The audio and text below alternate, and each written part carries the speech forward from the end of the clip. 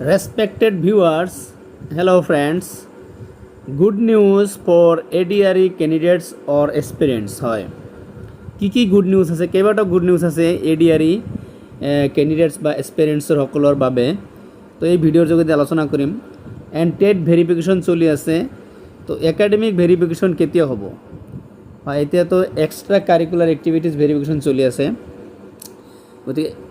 Academic verification কেতিয়া হ'ব ইয়াও আলোচনা কৰিম আৰু একাডেমিক ভেৰিফিকেশ্যন কাৰ হ'ব মানে কিমানৰ হ'ব আৰু কি এই বিষয়বস্তুটো আলোচনা কৰিম তো ভিডিঅ' শেষলৈকে চাব আৰু মোৰ চেনেলত যদি আপোনালোকে নতুন চাই আছে তেনেহ'লে ছাবস্ক্ৰাইব কৰি দিব সো আহক let's start the discussion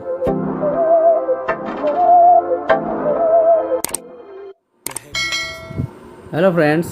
so good news for ADRE candidates or experience কি গুড নিউজ আছিল গুড নিউজটো আছিল যে হৈছে কি আপোনালোকে যিবিলাকে কৈ আছিল যে অভাৰলেপিং হ'ব সেই অভাৰলেপিঙৰ প্ৰব্লেমটো সলভ কৰি দিছে CM ছাৰে পৰিমাণ মানে কিমান পৰিমাণৰ অভাৰলেপিং হয় সেই পৰিমাণ অনুযায়ী কৈছে যে 1,000 পৰা 1,500 কেণ্ডিডেটছ দুটা তিনিটা এক্সামত পাছ কৰি দুটা তিনিটাতে পায় আৰু কি গতিকে এইবাৰ এনেকুৱা নহ'ব এইবাৰ মানে যিবোৰ ডাবল পাছ কৰিব তেওঁলোকক যেটো স্যালাৰি বেছি হ'ব স্যালাৰি বেছি থকা জবটোই মানে প্ৰভাইড কৰিব দিব আৰু বাকি অভাৰলেপিংটো এতিয়া নহ'ব যদি কোনোবাই দুটা পোষ্টত এপ্লাই কৰে তেতিয়াহ'লে লটাৰী কৰিব পাৰে দুটাৰ কাৰণে গতিকে এইটো আৰু নহ'ব এতিয়া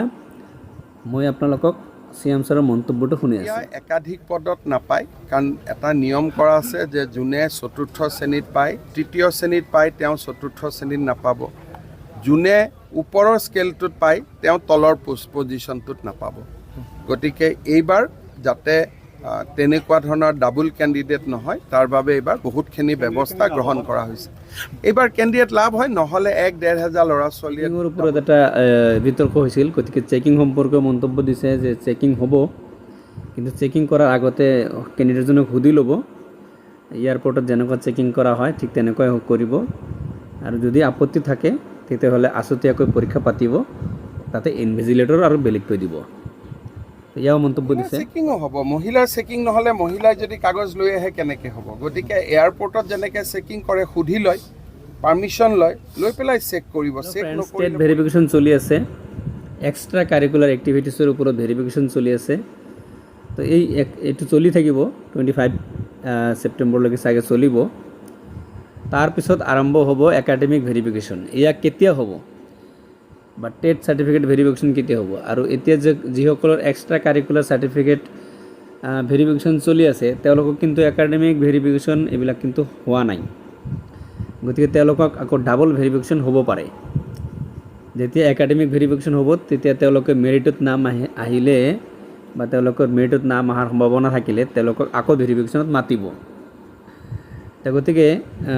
এই টেট ভেৰিফিকেশ্যনটো কেতিয়া হ'ব যিখিনি খবৰ পোৱা গৈছে সেইখিনি নৱেম্বৰ নাইবা ডিচেম্বৰ মানে নৱেম্বৰৰ যিটো শেষৰ ফালে আৰু ডিচেম্বৰৰ প্ৰথমৰ ফালে হোৱাৰ সম্ভাৱনা আছে বাকী এইফালে 1-2 সপ্তাহ ইফাল সিফাল হ'ব পাৰে বাকী নৱেম্বৰ ডিচেম্বৰ হোৱাৰ সম্ভাৱনা আছে আৰু এইটো অলপ দেৰিকৈ কৰাৰ কাৰণ হৈছে কি আপোনালোকে 10th মে 2025 হ'ব এপইণ্টমেণ্ট আৰু একেলগে বহুত ডিপাৰ্টমেণ্টত এপইণ্টমেণ্ট হ'ব এতিয়া ADRৰ যে পৰীক্ষা হৈ আছে এই ADRৰ এপইণ্টমেণ্ট এই 10th মে হ'ব গতিকে প্ৰচেছটো অলপ দেৰি হ'ব হয় হেল্ল' ফ্ৰেণ্ডছ একাডেমিক ভেৰিফিকেশ্যন কাৰ হ'ব বা কিমান সংখ্যকৰ হ'ব প্ৰতিবাৰৰ নিচিনা এইবাৰো ঠিক তেনেকৈ হ'ব যে একাডেমিক ভেৰিফিকেশ্যন তাৰেই হ'ব যাৰ মেৰিট লিষ্টত নাম হোৱাৰ সম্ভাৱনা আছে গতিকে তাৰেই হ'ব তাৰ মানে আপোনালোকে ধৰি লওক যে যিমান ভেকেঞ্চি আছে ভেকেঞ্চিৰ অলমষ্ট ডাবলৰ ভেৰিফিকেশ্যনত মাতিব আৰু ইয়া বোথ হ'ব বোথ মানে LPSৰো আৰু UPSৰো ছেম ছিষ্টেমতেই হ'ব বা অন্যান্য যিবোৰ পোষ্ট আছে সকলোৰে ছেম হ'ব ডাবল পোষ্ট মাতিব so friends thank you for ৱাচিং দ্য ভিডিঅ' ইনফৰ্মেশ্যন ইমানে আছিল তো ভিডিঅ' ভাল লাগিলে লাইক আৰু শ্বেয়াৰ কৰি দিব কিবা জানিবলৈ হ'লে কমেণ্টছ কৰিব আৰু চেনেলত নতুন হ'লে ছাবস্ক্ৰাইব কৰি দিব থ্যাংক ইউ সো মাচ।